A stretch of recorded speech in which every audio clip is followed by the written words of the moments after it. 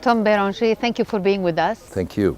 We're very happy to have you here in Jordan. And I'm very happy to be here. Thank you. Yeah, it's been absolutely lovely. Yeah. Great to hear that. You're here with a group of American filmmakers, quite well known, and you conducted a series of workshops. More precisely, you've done 2 sessions with the Jordanian.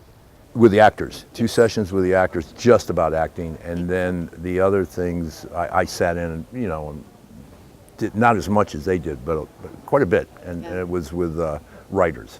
Yeah, with writers. So we're very privileged to have you here in Amman. And I mean, you're known on TV and cinema. You've done some maybe 100 roles so far. Maybe, I'm not sure. I don't know how many. In any case, you've worked also with main famous directors, with Christopher Nolan for Inception, with Oliver Stone for The Platoon. Ridley Scott. Exactly. You've won an Emmy Award.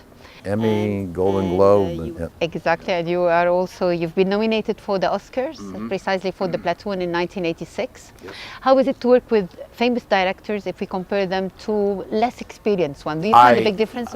Yes, yeah, but and some of the lesser directors were good, though. I have to give them credit because they were very good, and I like them. But yeah, I was pretty lucky because I worked with Richard Brooks and Costa Gavras, the French director, Oliver Stone, Larry Kasdan, Christopher Nolan, Liliana Cavani. I'm forgetting some people, but yeah, there were some good ones. Yeah. So you've known TV and cinema, and over the years, cinema has moved from celluloid to digital.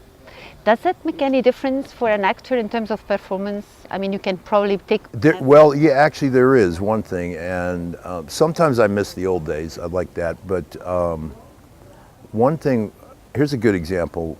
When they had the film in the magazine cartridges on the back, the film would run out, and you would be doing a scene, like a really emotional, big scene, and all of a sudden you would hear it go click, click, click, click, click, click, click, and you go, roll out, cut, And I can't believe that we were doing that.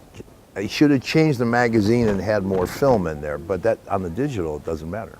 Yeah. You don't hear that click, click, click, and a rollout of the film. So that I like that. You're also probably allowed to have more takes on digital. You can repeat a scene. Probably, yes. In the course of a day, probably, because they're not switching and running the film back and switching the magazine. That makes it easier?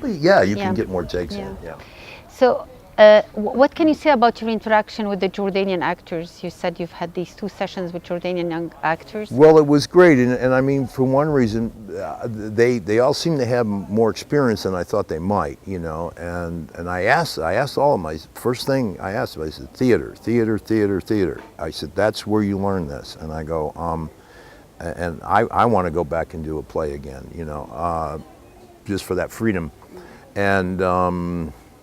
They said, oh yeah, we do that. And I said, you have the classes and you do this and that. And I go, okay, good. That's a good start right there.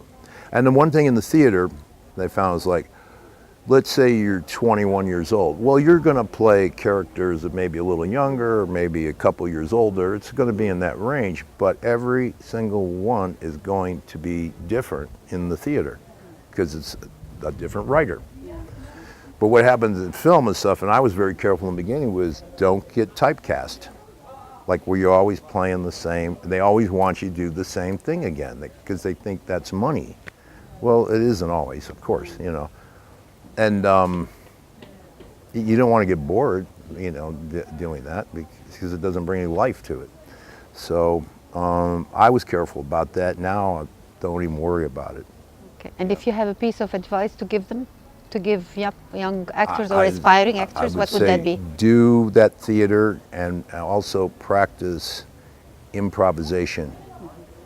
I said to learn the acting technique, and yeah. If you have to remember, which role are you the most proud of, and which one do you regret having played? I played